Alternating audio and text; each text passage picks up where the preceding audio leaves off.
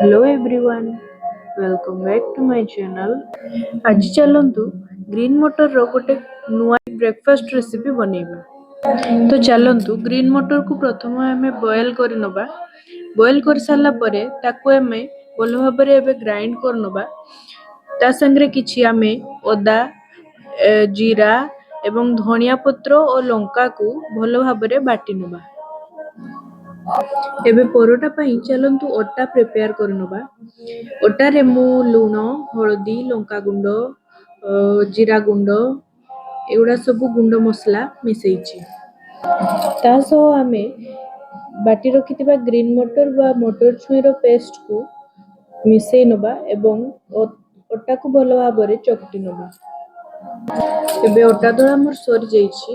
ତାକୁ ଭଲ ଭାବରେ 30 ମିନିଟ୍ସ ପାଇଁ ଢାଙ୍କିକି ରେଷ୍ଟ କରିବା ପାଇଁ ଛାଡ଼ିଦେବା।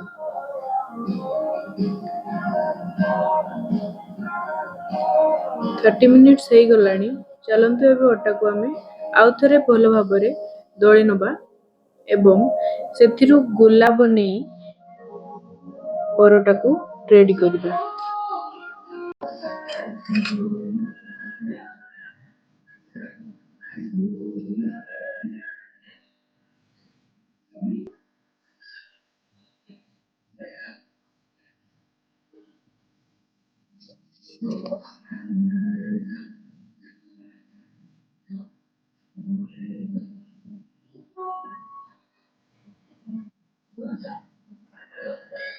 ଏବେ ଚାଲନ୍ତୁ ପରଟା ବେଲିବା।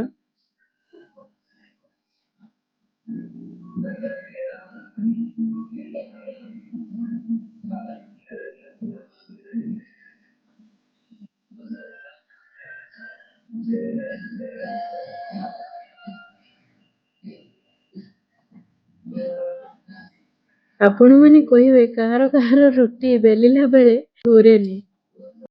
ମୋର ତ ଘୁରେନି, କିନ୍ତୁ ମୋର ଗୋଲ ରୁଟି ହୁଏ। ଆଜି ତ ପରଟା ବନାଉଛି, ଦେଖିବା ଚାଲନ୍ତୁ ପରଟା ଠିକ ଠାକ ହବ।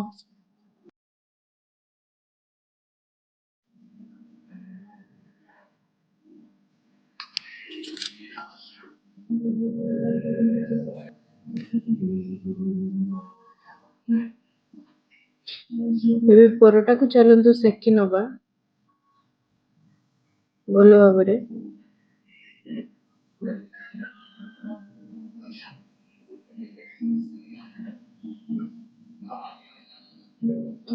ମୁଁ ଏଠି ତେଲ ଦେଇ ସେକିଛି, ଆପଣମାନେ ଚାହିଁଲେ ଘିଅରେ ମଧ୍ୟ ସେକି ପାରିବେ।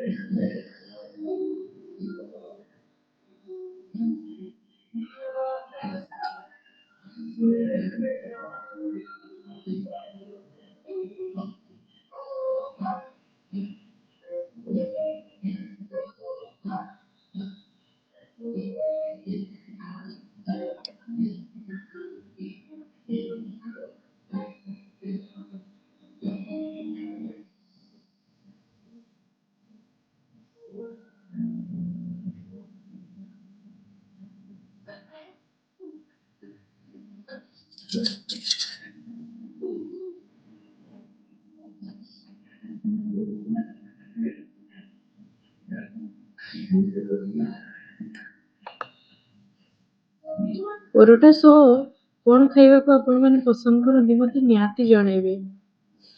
ମୁଁ ତ ଦହି ଖାଏ, କିନ୍ତୁ ଆପଣମାନେ ନିହାତି ଜଣେଇବେ ଆପଣମାନଙ୍କୁ ତରକାରୀ ଭଲ ଲାଗେ ନା ଦହି। Thank you.